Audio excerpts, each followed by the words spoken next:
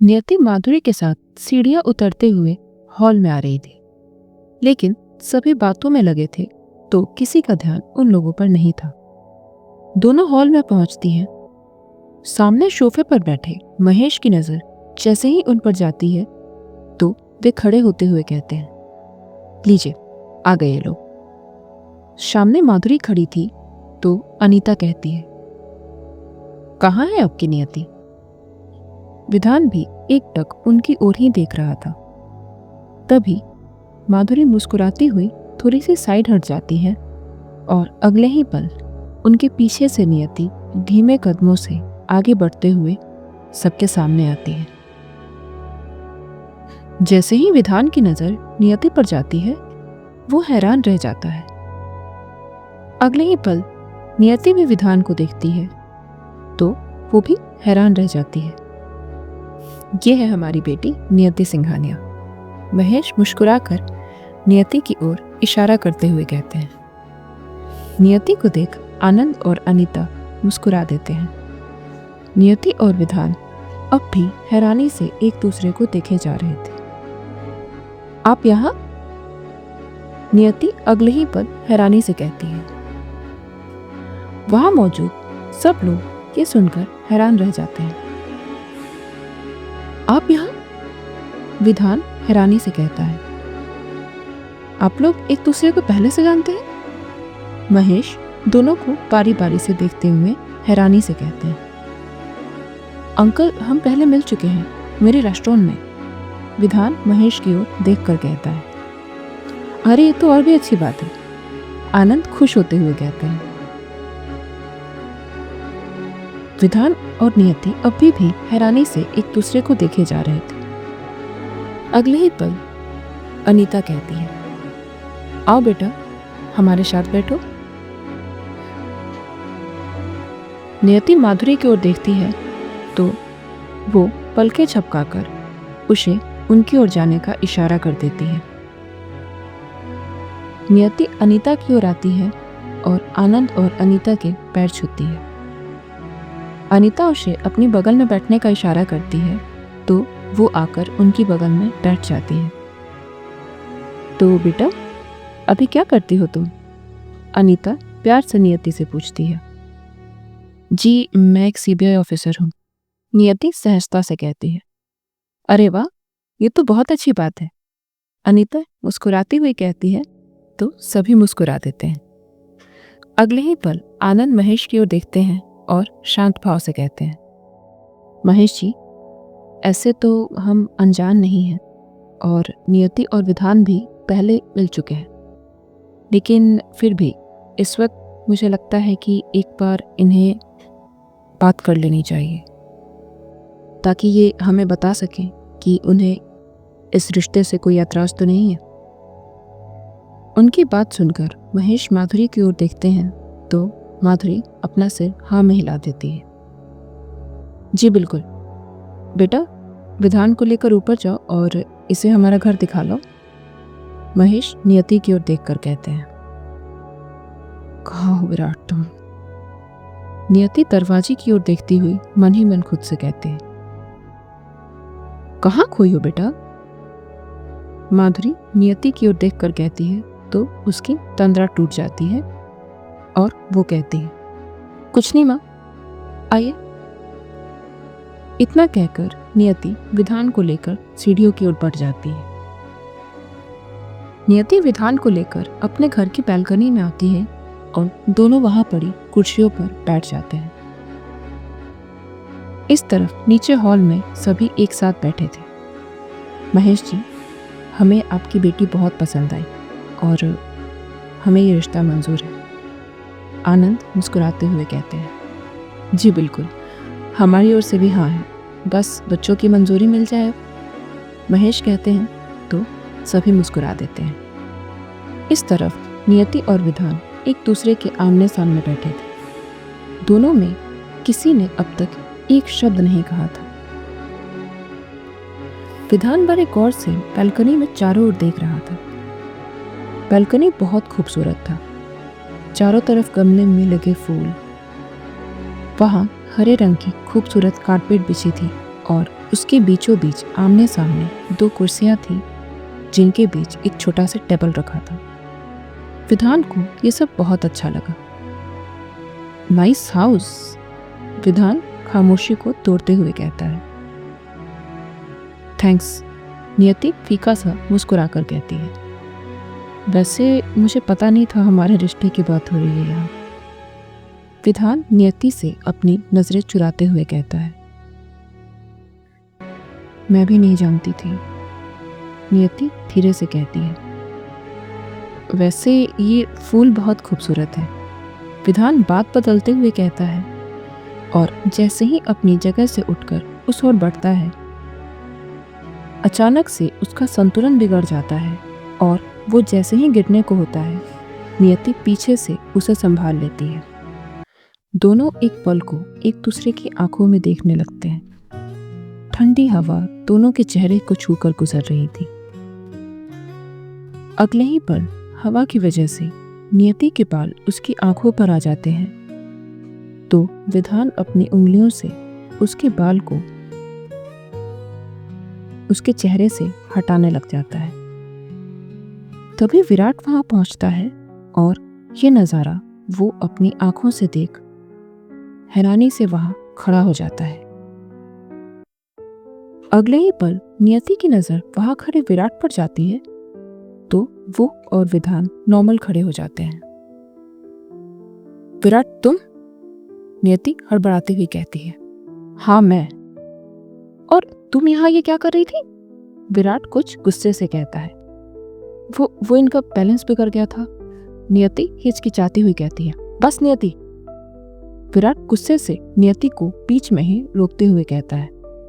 विराट, नियति बेबसी से कहती है। 1 मिनट विराट, नियति सच कह रही है, लेकिन आप ऐसे नाराज क्यों हो रहे हैं? विधान उन दोनों को बारी बारी देखते हुए कहता है। विधान का यह सवाल सुनकर विराट और नियति एक दूसरे की ओर देखने लगते हैं। विधान, वो actually we are a couple, Niyati हिचकिचाती हुई कहती है। व्हाट? विधान हैरानी से उन्हें देखते हुए कहता है। आई एम एक्सट्रीमली सॉरी, लेकिन मैं आपको ये बताने ही वाली थी, नियति विधान की ओर देखकर कहती है और फिर विराट की ओर देखकर खामोश हो जाती है। विधान एकदम खामोशी से खड़ा उन दोनों को देखे जा रहा था। अगले ही पल विधान बहुत शांत भाव से कहता है। क्या बात है, थैंक गॉड नियति, ये तो बहुत अच्छी बात है। क्या मतलब? नियति हैरानी से कहती है। विधान एकदम खामोश खड़ा मुस्कुरा रहा था। एक पल को विराट और नियति खामोशी से विधान को देखने लगते हैं, जो बिना किसी भाव के एकदम शांत खड़ा मुस्कुराए जा रहा था। नियति, तुम्हारे लिए विधान का रिश्ता आया है? विराट अचानक से पूछता है। और आप दोनों कपल हो, ये बात आपने मुझे पहले क्यों नहीं बताई? विधान एक्साइटेड होकर कहता है। चुप हो जाओ दोनों, नियति चिढ़ती हुई अपना हाथ आगे करके कहती है। अरे शांत हो जाइए मैडम, विधान मजाकिया अंदाज में कहता है, तो नियति उसे घूरने लगती है। अच्छा सॉरी, विधान मुस्कुराते हुए अपनी नजरें चुराते हुए कहता है। सी विधान, मैं ना सिर्फ विराट से प्यार करती हूँ और ये शादी। कहते कहते नियति रुक जाती है। ये शादी नहीं हो सकती, विधान बिना किसी भाव के कहता है। यह सुनकर वहां खड़े नियति और विराट हैरानी से विधान को देखने लग जाते हैं। क्यों, यही कहना था ना तुम्हें? तो हाँ, मैं भी तुमसे शादी नहीं कर सकता नियति, विधान नर्म लहजे में कहता है। नियति खामोशी से उसे देखे जा रही थी, तो वो फिर बोल पड़ता है। मेरी जिंदगी में कोई और है नियति, और मैं सिर्फ उसी से शादी करना चाहता हूँ। क्या? विराट हैरानी से कहता है। हाँ, ये सच है, पर मुझे समझ नहीं आ रहा था कि नियति से ये बात कैसे कहूँ। लेकिन थैंक गॉड विराट, तुमने आकर मेरी प्रॉब्लम ही सॉल्व कर दी, विराट विधान को कंधे से पकड़ते हुए खुश होकर कहता है। तब तो हमें सीधा नीचे जाकर सबको मना कर देना चाहिए, नियति कहती है। बिल्कुल, मैं दो प्यार करने वालों के बीच बिल्कुल नहीं आऊंगा और ना ही अपने प्यार के बीच किसी को आने दूंगा, विधान कहता है। लेकिन नीचे जाकर हम सीधा तो ये नहीं कह सकते ना कि हम किसी और को चाहते हैं, नियति कुछ सोचती हुई कहती है। तो विधान और विराट एक दूसरे की ओर देखने लगते हैं। अब क्या करें, विधान मुंह बनाते हुए कहता है और विराट, नियति और विधान तीनों सोच में पड़ जाते हैं। नियति, विराट और विधान बैल्कनी में खड़े सोच में पड़े थे कि वो अब नीचे जाकर सबको क्या जवाब देंगे। विधान नियति के सामने आता है और हिचकिचाते हुए कहता है, देखिए, इट्स ओके, देखो इट्स फाइन, तुम करके बोल सकते हो तुम मुझे, no need to be formal. Niyati Vidhan को शांत करती हुई कहती है, ओके, तो देखो, मैं ना अपने पापा को अगर सीधा मना करूंगा ना तो वो मेरी बात बिल्कुल नहीं मानने वाले, विधान एक सांस में बोलता है। ये सुनकर नियति सोच में पड़ जाती है, फिर कहती है, आई थिंक तुम सही कह रहे हो, आज के ज़माने में भी हमारे बड़े बच्चों से ज़्यादा सलाह नहीं लेते शादी ब्याह के मामले में। तो इसका मतलब ये थोड़ी है कि ज़बरदस्ती किसी से भी शादी करवा देंगे, विराट एकदम से कहता है। रिलैक्स विराट, ज़बरदस्ती नहीं होगी यार, नियति उसे शांत करती हुई कहती है। लेकिन मना कैसे करे ये तो बताओ, विधान पूछता है। तो सभी खामोश हो जाते हैं। नियति ये जानती थी कि विधान का परिवार महेश और माधुरी को बहुत पसंद आ गया है, इसलिए उसे मना करने के बावजूद भी वो इतनी आसानी से उसकी बात नहीं समझने वाले थे। और इसके साथ ही विधान के घर वालों को भी नियति बहुत पसंद थी। आज के इस बदलते युग में भी भारत देश के युवा शादी के मामले में अपनी पसंद खुलकर अपने परिवार के सामने नहीं रख सकते। इसकी वजह है आपसी समझ की कमी। परिवार में बड़े यही समझते हैं कि उनकी परख और अनुभव से ही एक सही इंसान उनके बच्चों की जिंदगी में आएगा। वहीं बच्चे अपनी पसंद को तवज्जो देते हैं, जो कि एक वक्त के बाद माता पिता और बच्चों के बीच एक मतभेद को जन्म दे देता है। जरूरी नहीं है कि हर बार बच्चे गलत इंसान को ही चुने, लेकिन माता पिता उन्हें नादान समझकर कई बार अपनी पसंद पर थोप देते हैं। और यही वजह है कि कुछ बच्चे अपनी पसंद को छोड़कर चुपचाप अपने माता पिता की पसंद का हाथ थाम लेते हैं। नियति और विराट के साथ भी यही परेशानी थी। वो दोनों ही अलग इंसान को चाहते थे, फिर भी अपने परिवार को बता नहीं पा रहे थे। अब ये क्या फैसला लेंगे, ये तो वक्त ही बताने वाला था। आइए देखते हैं। मुझे लगता है इस वक्त हमें चुप रहना चाहिए, नियति कहती है। चुप कैसे रह सकते हैं यार, विधान हड़बड़ाते हुए कहता है। इस वक्त हमें उन्हें सीधा मना करना सही नहीं है। एक काम करते हैं, नीचे चलकर उन्हें कहते हैं कि आराम से हम सोचकर उन्हें जवाब देंगे। इससे हमें वक्त मिल जाएगा और हम आराम से अपने पेरेंट्स से बात कर सकेंगे और उन्हें समझा भी सकेंगे, नियति कहती है। तुम सही कह रही हो, विधान धीरे से कहता है। लेकिन तुम्हें यकीन है वो समझेंगे, विराट कहता है। ऐसे कैसे नहीं समझेंगे, हमारी पूरी जिंदगी का सवाल है ये, नियति कहती है। ठीक है, तो चलो नीचे, विधान नीचे चलने का इशारा करते हुए कहता है। उसके बाद नियति, विराट और विधान तीनों वहां से नीचे की ओर बढ़ जाते हैं। सीढ़ियों से नीचे उतरते हुए विराट आगे था, उसके पीछे नियति और सबसे पीछे विधान चल रहा था। तीनों नीचे आते हैं तो आनंद उन्हें देखते ही कहते हैं, लो आ गए दोनों। क्या सोचा तुम दोनों ने, अनीता मुस्कुराती हुई कहती है। ये सुनकर विधान और नियति एक दूसरे की ओर देखने लगते हैं और फिर विधान अटकते हुए कहता है, मम्मा वो मुझे इनसे मिलकर बहुत अच्छा लगा। ये तो बहुत खुशी की बात है। और तुम नियति, महेश नियति की ओर देखकर पूछते हैं। पापा वो मुझे भी इनसे मिलकर बहुत अच्छा लगा, पर वो कहते हुए नियति रुक जाती है। पर क्या बेटा, महेश हैरानी से पूछते हैं। नियति विधान की ओर देखती है जो उसकी ही ओर देखे जा रहा था और फिर कहती है, अंकल वो हमें थोड़ा वक्त मिल जाता अगर सोचने का तो। इतना कहकर नियति खामोश हो जाती है। नियति की यह बात सुनकर सब एक दूसरे की ओर देखने लगते हैं और फिर आनंद मुस्कुराते हुए कहते हैं, जरूर बेटा, तुम लोग आराम से सोच लो, हमें कोई जल्दी नहीं है। ये सुनकर विधान राहत की सांस लेता है और मन ही मन कहता है, थैंक गॉड यार। इसके बाद आनंद अपनी जगह से उठते हुए कहते हैं, महेश जी अब हमें चलना होगा, मेरी एक ज़रूरी मीटिंग भी है।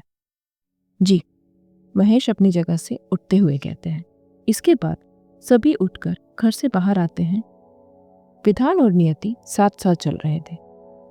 आगे बढ़ते हुए नियति धीरे से कहती है, सुनो, मौका देखकर बात कर लेना और मैं यहाँ कोशिश करूँगी। मेरा नंबर तुम्हें दे दिया है और कॉल करके बताना जो भी हो। ओके, विधान धीरे से कहता है। जाने से पहले आनंद महेश के पास आते हैं और उनसे हाथ मिलाते हुए कहते हैं, हमारी ओर से हाँ ही है महेश जी, लगता है बच्चे शर्मा रहे हैं। उनकी बात सुनकर महेश हंस पड़ते हैं और कहते हैं, बिल्कुल, आप फिक्र मत कीजिए।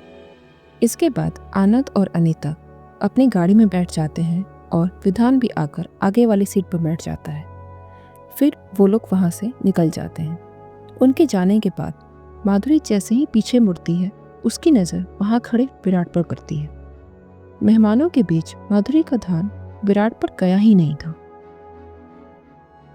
वो उसकी ओर आकर कहती है, अरे विराट, तुम्हें तो नियति से ज़रूरी बात करनी थी ना?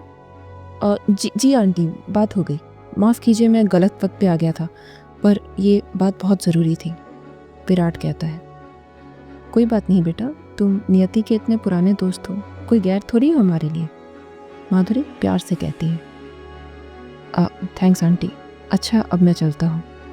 विराट कहता है, अरे ऐसे कैसे, अंदर चलो, एक कप कॉफ़ी तो पी लो कम से कम।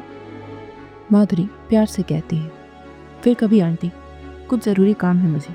विराट कहता है और अपनी बाइक की ओर बढ़ जाता है। विराट अपना हेलमेट पहनता है और नियति की ओर देख अपनी पलकें झपका देता है। नियति भी हाँ में अपना सिर हिला देती है और फिर विराट अपनी बाइक स्टार्ट कर वहाँ से निकल जाता है। सबके जाने के बाद नियति महेश और माधुरी के साथ अंदर आती है और फिर सब आकर सोफे पर बैठ जाते हैं। महेश माधुरी की ओर देखते हैं और फिर नियति से पूछते हैं, बेटा, हमें तो विधान और उसका परिवार बहुत पसंद आया, तुझे विधान पसंद है? महेश का यह सवाल सुनकर नियति खामोशी से एकटक उनकी ओर देखने लगती है।